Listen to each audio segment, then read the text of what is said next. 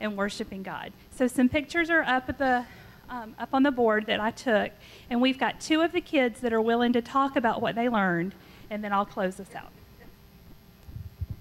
The theme this year was after. When you are after God, He will lead you to bigger things. Verse, after removing Saul, He made David their king. God testified concerning him. I have a friend David, son of Jesse, a man after my own heart. He will do everything I want him to do. Acts 13:22. God pursues each and every single one of us. How cool is that? In 1 John chapter 2, we read that each of us is anointed by God, sought by him, chosen by Christ to do big things in the kingdom. If we look at the life of David, we see that David was faithful in the small stuff, taking cheese and bread to his brothers. God saw this faithfulness and prepared him for big stuff, killing a giant. If we master the small stuff that requires faith in God, we are preparing for the big stuff that He will put before us. Ultimately, we realize that Christ is calling us to be kingdom workers today and every day in the small and big stuff.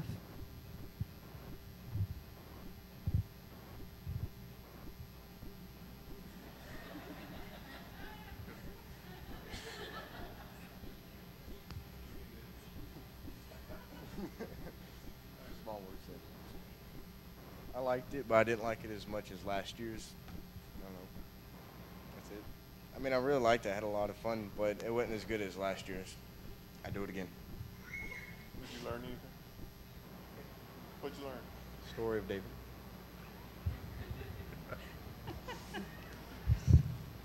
And we all kind of agreed. We loved it, but the first year was really, really awesome. And we're looking next year at maybe doing something a little different because there are several conferences that they have.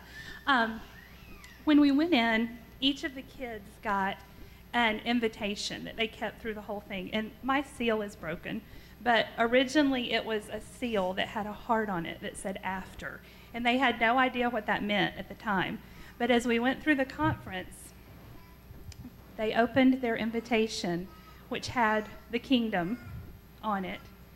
And they were led to write down on the right the small things that they could do for the kingdom of God, and on the left the big things that they could do for the kingdom of God. But then they were reminded at the end that it's not about the things we do in the kingdom of God, it's about the King.